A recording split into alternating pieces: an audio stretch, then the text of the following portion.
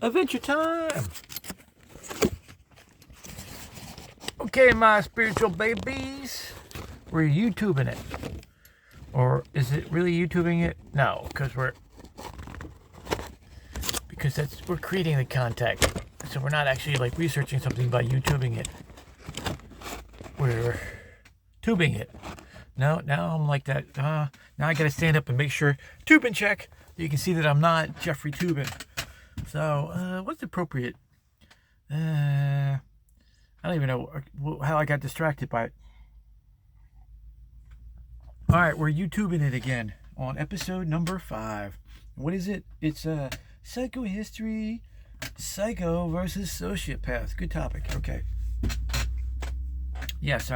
In our attempts to revitalize the school of history known as psychohistory, and actually make it a thing, because I don't think it ever was really technically a thing, but we're going to try to make it a thing. And we're doing with the school is we're using the insights of psychology to examine history, see if there's anything we can learn, see if there's anything we can use, and the way we do that is we take a person in a movement and we show their psychological breaks and sins, and then we see if that translates into the larger movement, writ large on the larger movement, and then we see if the adherents to that movement resonate with that evil, connect with that evil and that sin and that break in that psyche, to examine, to explore, to elucidate, yeah, you know what I mean. What is wrong with those people who are following that movement? As a lesson in history, psychohistory. So we have to do a couple more definitions, because today we're doing psychopath versus sociopath. Hitler versus Stalin, aka Loser Jughead. That's actually his real name. He's changed his name to Steel Man Stalin. Probably one of the most contemptible people in all human history. Down in hell, being eaten by the devil, in Dante's picture. So some definitions, because the psychopath and sociopath are thrown around like crazy, and there aren't like real official definitions. But I'm going to put them in two categories, in two sets. We're going to use a little math, because all math is set theory, right? So we're going to have the set of psychopath, those characteristics, and we're going to have the set of sociopath and those characteristics, so we can define the two, because they are different. A psychopath would be a normal person who has a break, goes evil and bad from there. So Hitler is a perfect example of that. He's going along, and as we talked in the last one, we don't know when he broke and became the raving maniac that he was, but it could have been in the war. He was a hero in the war.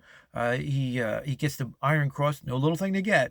You don't just get the German army, the top military force in the world, except for the American army, doesn't just hand them out. So he's in the worst possible war, World War I, in the trenches, with the gas and with all the artillery and the constant shelling and the horrible trenches, and he gets the Iron Cross, gets wounded, gets volunteers to go back, and is in the last German push to successfully, and they're successful, only to have it snatched away by international Jewry and the end of the war.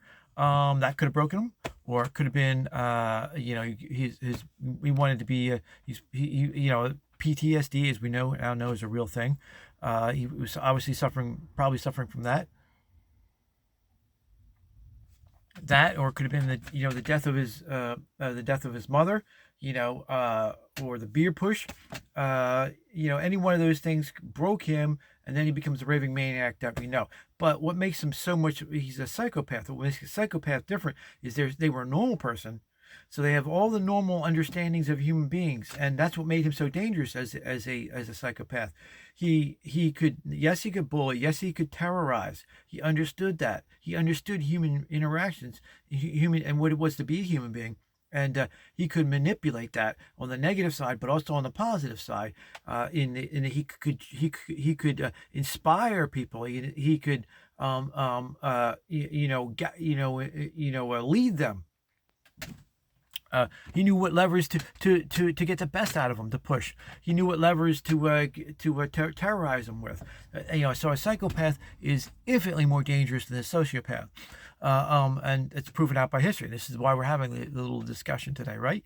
The psychopath is a normal person broken who goes bad, and because he remembers, he knows he grew up as a normal person and has that in him. He's way more dangerous because he can use that knowledge as to exploit others. And it's the famous scene in the Nuremberg trials where they're putting up his Hitler rants, and to us he's just ranting like a madman, but as the German judges and the officer were going, they actually tried, because they were actually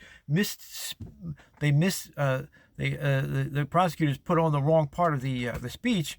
They put on not the part of the speech where he's going crazy, blaming all the Jews and all the rest of it, and demanding world conquering.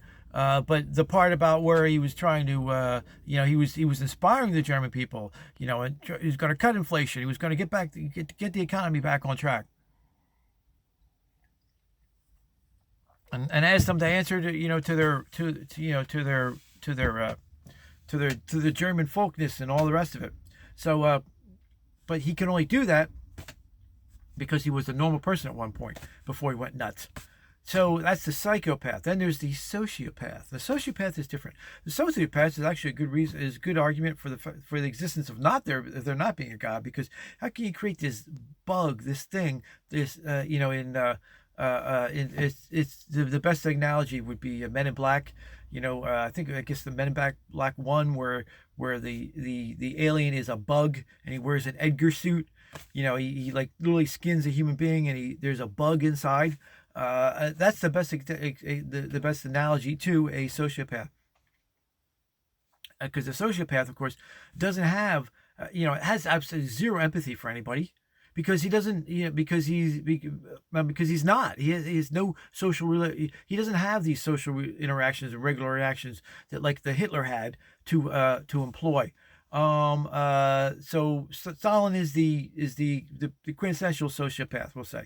But so they don't have the sense of famously for Stalin.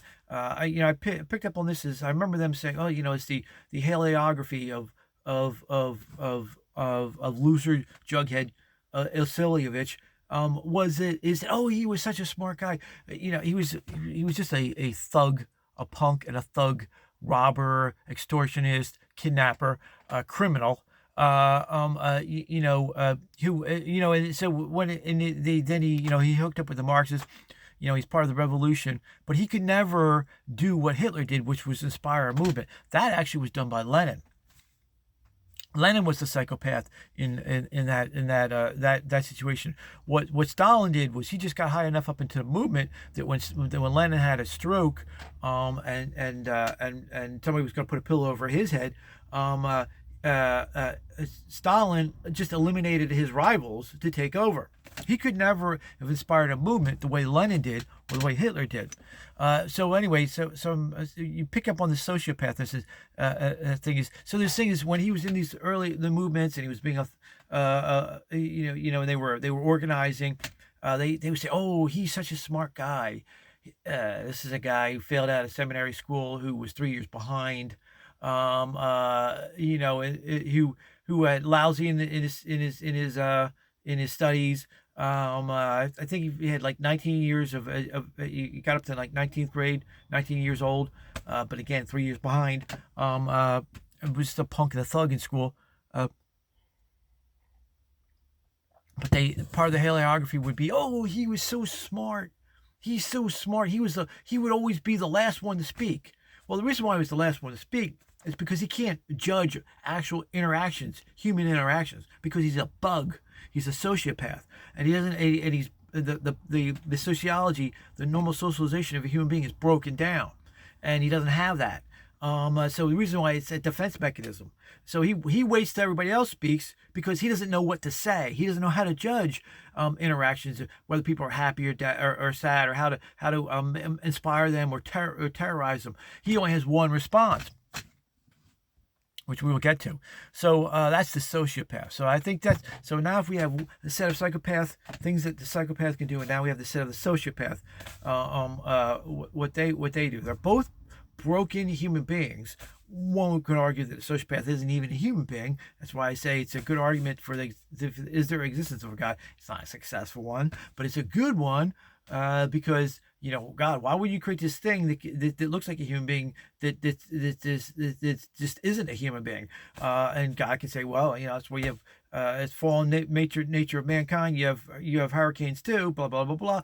That's another whole episode. I'm not going to get into, but for our purposes, sociopath, set of characteristics of sociopath. No, you know, the pathology is the brokenness in the ability to socialize with other human beings. That's the set of sociopath that makes Stalin. Okay, so now we'll do a little bit of the history. So Hitler, like I says, both of these were mommy, but the perfect example of this because they're both similar in a lot of ways. You know, both raving maniacs, both evil maniacs. Okay, they both begin basically the same. They're both mama boys with distant, demanding distant fathers, a distant, you know, fathers with no actual relationship with fathers. Also, why they both become atheists of a degree. Well, you know, they believe in their own religions, but that's what an atheist does. But they reject, the main point of their atheism is they reject our Heavenly Father and Jesus and the all the rest of it. But mama's boys, doting mothers, mothers who in probably in Stalin's case, hoard herself out for him to go to school. At least in that didn't happen with Mrs. Hitler. But again, doting mothers raised with high, as a doting mother, raised with the idea of delusions of grandeur, that they were really greater than they were. And of course, reality was showing that they really weren't the smartest tool in the shed. They really weren't their little prince.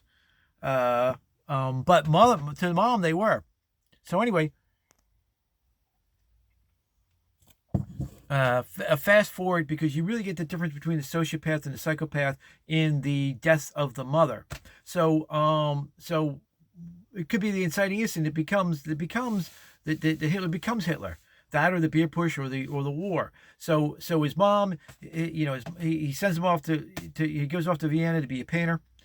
He fails miserably, comes back with his tail between his legs. Mom brushes him up, says, "Oh, you can do it, Adolf. Yo, you can do it. Yes, you can. I'm gonna couple together all my money and send you back to Vienna, and you can be a painter." He goes off.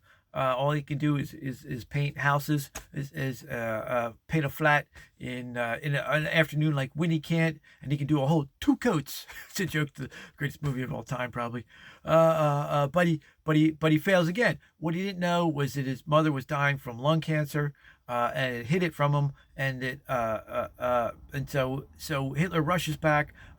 Finds out that his mother had lung cancer, had died, and hid it from him, and he's devastated. And he disappears into the wilds of Vienna as a homeless man for 3 years. With you don't know anything. We only get like one incident where he's in a homeless shelter raving as a maniac because somebody ticked him off. The Hitler that we know. But for 3 years, he's a homeless guy, broken, right? So that's the psychopath. Now the contrast is to Stalin. When Stalin's mother died, they said, "Oh, you want to take some time off?" I mean, this is a woman who hoarded herself out for, prostituted herself for him to get ahead. And he goes, "Why would I even attend? She's useless to me. It's useless to. I can't manipulate me. And that's the sociopath, right? Stalin had when I say he's a bug, he was like a bug. He famously murders his second wife, right? They have an argument, and he murders her, right? And he frames it like, oh, she committed suicide, but he puts the gun. He's an idiot. because he's a punk and a thug. He's an idiot. He put the gun in the wrong hand. She wasn't right-handed, and the temple. So he has a fight with her, kills her in the bed that night, and I guess sleeps there the entire night. And then the next day says, oh, she committed suicide, but puts the gun in the wrong hand because he's an idiot. He sent his children to the Gulag, right? There's an incident where he has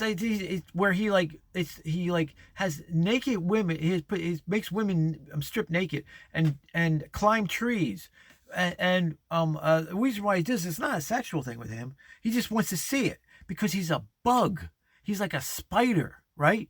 To him, he doesn't understand human beings, right? And as a bug or a spider, he's looking at it and trying to figure it out, but he can't relate. He's missing that empathy and that thing that human beings have to be able to either judge, to have enough empathy to judge another human being and to try and predict what they're going to do, or manipulate what they're going to do. He doesn't have that. He's a sociopath.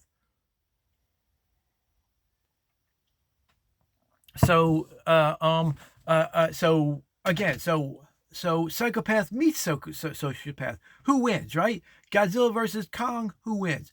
Psychopath, easy. And that's what happened. So when Stalin takes over the Soviet Union and Hitler takes over Germany, they create the Soviet German Pact, the Ribbentrop Treaty, where they both agree to carve up Poland. Hitler invades from the east. Stalin and the Russians, the commies, invade from the west. And there's a plan. The Soviet Union takes over all the little Estonias, all the little Latvia, Estonia, and they invade Finland. And they were working together. There was a secret plan between them to carve up that Eastern Europe. Stalin enters into it in this pact with Hitler. So we have a case, a actual one-on-one case, a little psychohistory here, right? And we're running a thought experiment. What happens when psychopath meets sociopath? Who wins that battle, right? Well, the psychopath wins the battle. Why? Well, because the psychopath was a normal human being at that point, up to that point, and knows how to manipulate and knows how to fool. Sociopath had no idea and is caught completely unaware when Operation Barbarossa takes off and Hitler invades Russia. The actual pact went on for 2 years. And this is the thing about how Patton was right. And Patton was paying attention. And that the idiots who got us into World War II because they weren't paying attention, were listened to and said, oh, the Russians are our allies. No, they were never our allies. We should have let them get completely wiped out because, of course, Stalin was a raving maniac. It's again listening to the idiot New York Times after covering up for the Nazis killing the Jews. They also covered up before that, had a long history with good old Durant. He got Pulitzer prizes for this, which they've never turned back, for covering up for the Soviet commie pigs.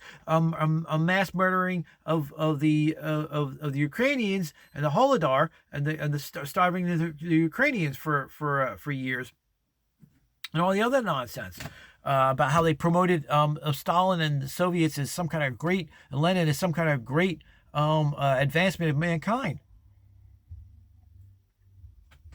Anyway, in the head-to-head contest, sociopath versus psychopath, sociopath loses. Is completely unaware that the psychopath had manipulated him, had controlled him, and gotten him into the spot where he was completely vulnerable. And the Russians and the Russians lose like up to somewhere under 10 million men lost, captured, and murdered and killed. As are completely unprepared, as Hitler and the Germans invade not a wise thought, not a wise idea, because they hadn't locked down the Western Front yet, the Eastern, against the Brits yet, and in Egypt. But Hitler invades, is wildly successful. Stalin was so taken back that he couldn't even operate or move. Now, I'll get to a little bit about the structure of the Soviet Union at that point. He's just waiting to be eliminated, and then the Politburo shows up. He thinks he's going to be eliminated. They don't, because he's so eliminated all opposition at that point. They're still terrified of him, and they had a perfect chance to eliminate him, perfect excuse to eliminate him. They don't, and then he turns tail and makes nice with the Allies. And for some strange reason, we support the Russians. We should have let the Germans continue to overextend themselves, take over large sections of Russia. What are they going to do with it? But anyway, we're still on the topic of sociopath versus psychopath. So, in the head-to-head matchup, sociopath loses big time to psychopath. Why this is important is because we're using it's still an element. It's a side section of psychohistory, and we're using this for the larger movement. So it actually manifests too in the societies at the time. So as a sociopath, his only mechanism for control of the Soviet Union. This is the mark of the Soviet communism, right? Which is irrelevant because Stalin sends his apostles, so he takes over the Marxism, and he takes on the Soviet stamp. He takes on the Stalin stamp of Marxism, and he sends out his apostles all out to the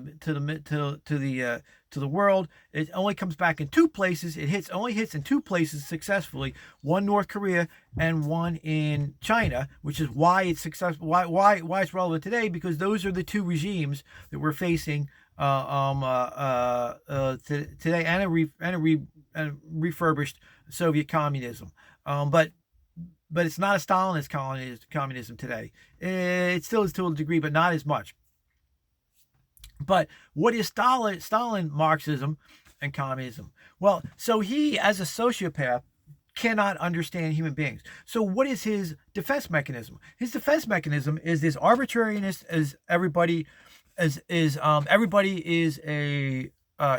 to the gulag, right? There's no loyalty that you can do to him, none, right? He sends his children off to the gulags. Anybody who, you could be the most loyal person in the world. It could be who you are as a person. He's going to find up some excuse to send you off to as he famously says, "Show me the man, I'll show you the crime." Right? I mean, he doesn't need to crime. He'll make up a crime. Because, as a sociopath, all human beings are a threat to him, because he cannot judge the interpersonal relationships. So everyone, he can't judge when they're going to be traitorous to him. So everybody is a traitor. So you have the constant traitorness where everybody has to go to the gulag, and that's how he runs the Soviet Union. That's the structure of the Soviet Union. Everybody. That's why at the end of it they have literally 100. 100. Now all authoritarian regimes are going to end this way anyway. But with the Soviet communism, you have 100. A million people are in the KGB. The entire thing is they're looking out. Looking at each other. They're all turning themselves in. They're turning. Fathers are turning in children. Children are turning in their parents. Whereas we in the West, you look at the architecture. Whereas we in the West maximize privacy, right? You look at the Soviet buildings. They maximize looking at each other. So they minimize privacy. So they don't have a house with rooms in it. They have a communal area where everybody looks at each other. So that's part of the perverse nature of their sex, the sexlessness of it. Because literally the people are having sex. If you have a family member, they're having sex in the middle of the room. And the other people have to try and ignore it. You know, this perverseness, this idea of, oh, you know, over in America, they think, oh, look, you know, there was this trend in the 60s and 70s that, oh, look, the communists are peace, love, and sex. No, it was the worst sex in the world, right? Because it's this you know, prescribed, stunted, not having any privacy. That's the Soviet architecture. There is no privacy. Everything is about instead it's built as a prison so you can watch everybody else watches everybody else, because nobody can be trusted. Because at the top you have Stalin and this sociopath who can't understand human relationships. So so all humans are fodder for the Gulag. All humans will be will find something wrong with them to send them off to the Gulag. They don't have to have anything wrong with them. They'll go off to the Gulag because they're a human being. Because a bug is sitting on top. This spider is sitting on top. Spider, there's some good spiders. So a bug, what's called a bug, is sitting on top. And that's the nature of Soviet. Of Stalinist Sovietism that takes over. Now it shows up in the camps. There's this thing called concentration camps. We have Americans like that nitwit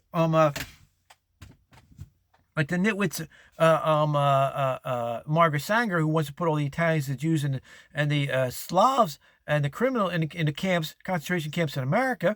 Well, concentration camps were a thing, and in the Germans there was the German concentration camp, and there was the Soviet concentration camp, and there's a big difference between the two. Now, in the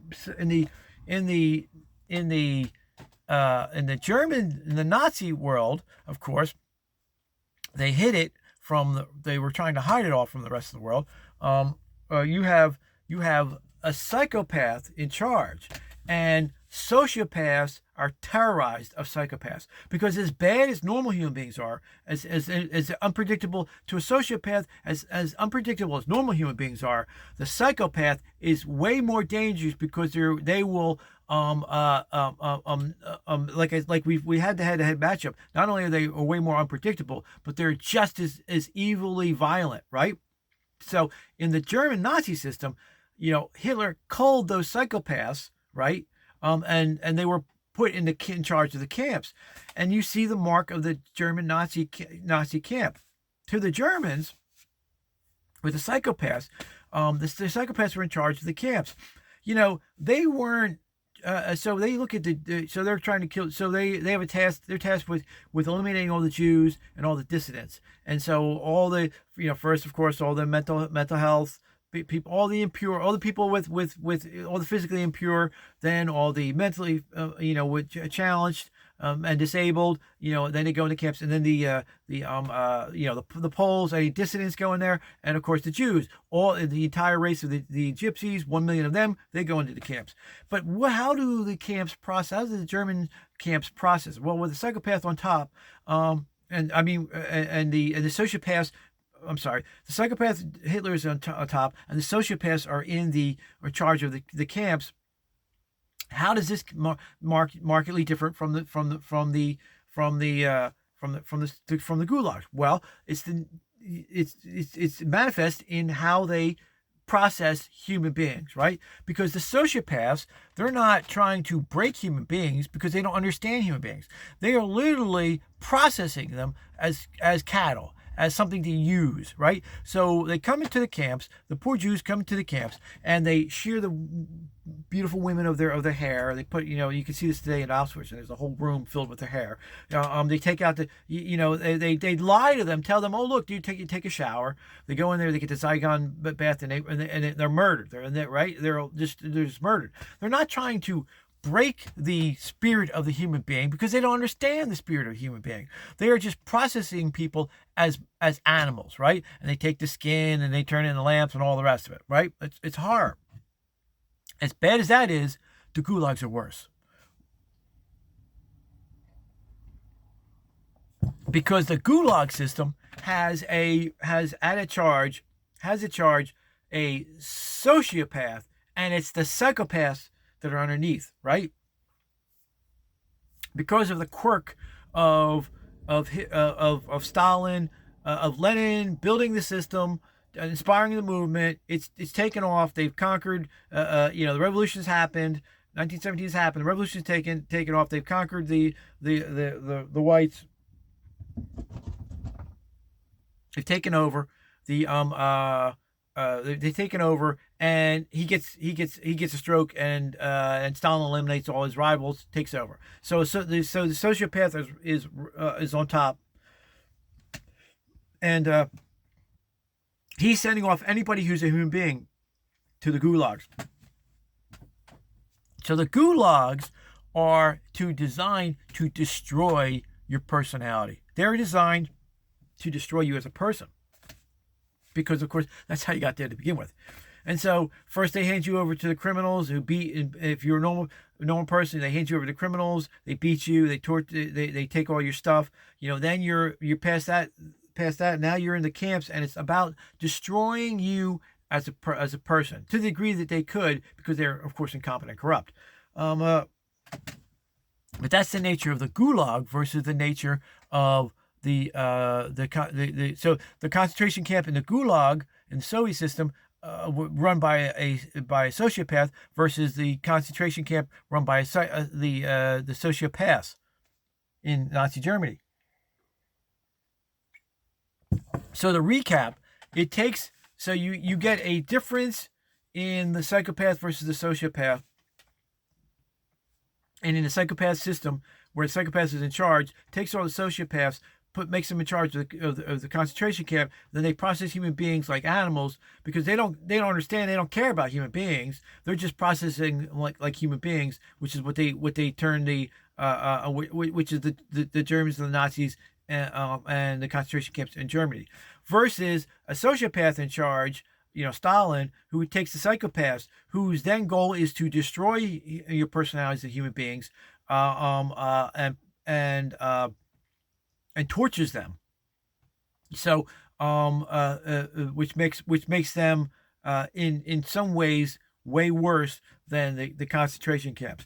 Which the scary thing is, and I'll get to it in a second. I was going to say it now. The scary thing though is obviously you can see that there is to the totalitarian maniacs that are running out there today, these sociopaths and psychopaths, who have these grand schemes of destroying America and American freedom. That's why we have to fight so hard against these maniacs. As you can see that there are ways that they can make it even worse. They can make concentration camps even worse than they were in World War II on the Nazi side and the Soviet side, by some combination of both. Of course, put AI in it, have AI in charge, right? But we know the sins of the Nazis because we have the Nuremberg trial, and there was a sort of closure to that. But there was never the closure. We never had the trials for Stalin. Eventually he gets weak enough that Khrushchev puts a pillow over him and smothers him to death, and that's a good thing, great day. But now he's rotting in hell, and not rotting in hell and being tortured to death. And eventually we'll get to see. Maybe we'll be there. Maybe you'll get a chance, dear YouTuber, to grab him up and throw him in the lake of fire at the end of time. But that little pervert creep did account for a lot of death and a lot of human suffering. But we didn't have the closure. I'm going to end on the closure of how bad the Soviet Gulags were, and the goals of these creeps in the New World Order, and these fools who are running around in BLM and Antifa, spouting out how great, and the trying to the constant the bitch critique of America, and it's like you're in the worst relationship with the worst female you can imagine, who does nothing but nag you to death, right? Every little thing you've done 30 years ago pops out now, right? That's them. Ew, you did this 30 years ago. Literally, that's what we're facing in this destroy them, the saga movement. Destroy them, there's the there's the MAGA movement, Make America Great Again, and then there's the Destroy America, the DAGA movement, right? Destroy America again. So these fools that are running around speaking about how great the Soviet system is have apparently never read any history about what went on in the Soviet Union. And so today we have a little bit from Ann Appleby before she got her Trump derangement syndrome in the Gulag Voices, where she called some of these reports of what happened in the Gulags. And this is one of these stories that just haunts me to this day, from a poor woman named Hava Volovich, who was worked in a newspaper, sentenced to the Gulag, and she gets pregnant because they weren't able to suppress that, and she gets pregnant. She has a baby in the Gulag, and then this is the detailing of how they would take, she would still have to go out and do the hard labor for the camp, but she had to turn the baby over to their daycare system, and this is what happened to her baby in the daycare system. The few minutes that the doctor did spend in the infant's house, which is a daycare, were allocated to the group of older children.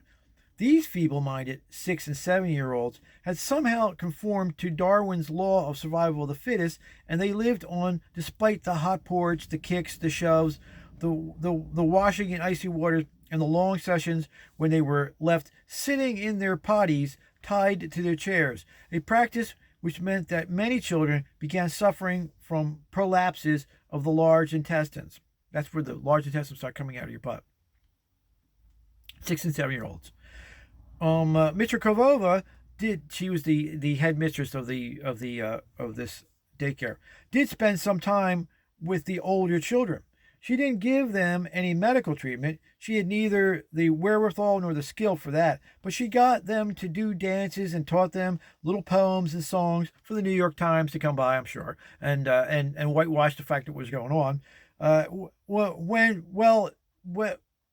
was meant to look good when the time came to pack them off to an orphanage. All the children really learned in that house was the cunning and craftiness of old camp lags. They learned how to cheat, how to steal, and how not to be caught doing it. Before I had figured out what sort of person Mitrokova was, I told her how badly some of the nurses treated the children and begged her to do something about it. She looked thunderously and promised She looked thunderous and promised that the guilty parties would be punished, but things remained exactly as they had been, and my little Eleonora began to fade even faster. On some of my visits, I found bruises on her little body. I shall never forget how she grabbed my neck with her tiny, shiny hands and moaned, "Mama, want home." She hadn't forgotten the bug-ridden slum where she first saw the light of day, and where she'd been with her mother all the time. The anguish of small children is more powerful and more tragic than the anguish of adults. Knowledge comes to a child before he can fend for himself. For as long as his needs and wishes are anticipated by loving eyes and hands, he doesn't realize his own helplessness. But if those hands betray him, surrender him to callous and cruel strangers, his horror has no limits. A child cannot grow used to things or forget them. He can only put up with them, and when that happens, anguish settles in his heart and condemns him to sickness and death. People who find nature tidy and readily understandable may well be shocked by my view that animals are like small children, and vice versa. That is, small children are like animals. Both of them understand many things and suffer much, but since they cannot speak, they cannot beg for mercy and charity. Little Eleonora, who was now 15 months old, soon realized that her pleas for home were in vain. She stopped reaching out for me when I visited her. She would turn away in silence. On that last day of her life, when I picked her up, they allowed me to breastfeed her. they would allow her to come in for 10 minutes from the field to breastfeed, because this is one of the things they were allowed to do. So they have to come in from the forest where they're cutting down on trees or whatever, only for the breastfeed, and then back out to the forest. She stared wide-eyed somewhere off into the distance, then started to beat her weak little fist on my face, clawing at my breast and biting it. Then she pointed down to her bed. In the evening, when I came back with my bundle of firewood, her cot was empty. I found her lying naked in the morgue among the corpses of the adult prisoners. She spent 1 year and 4 months in this world and died on March 3, 1944. I don't know where her tiny grave is. They wouldn't let me leave the camp compound to bury her myself. By clearing the snow off the roofs of 2 wings of the infant's house, I earned 3 extra bread rations. I swapped them and my own 2 rations for a coffin and a small individual grave. Our brigade leader, who was allowed out without a guard, took the coffin to the cemetery and brought me back a fir twig in the shape of a cross to stand in for a crucifix. That is the whole story of how, in giving birth to my only child, I committed the worst crime there is. And that, my friends, what was going on in the Gulag. And that is communism and the end of communism. And that is our episode 5, Psychopath versus Sociopath, Hitler versus Stalin, and why it's so important for us to learn the lessons of history, even if it's psychohistory and I'm making it up, because that evil exists today and can happen again if we don't learn the lessons.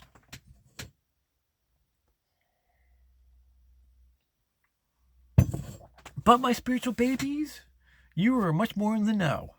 And we will continue in our exploration of psychohistory and turning this school of history, bringing this school of history back into relevance, and continue with some more lessons in the world of psychohistory. And until then, peace out, my brothers and sisters.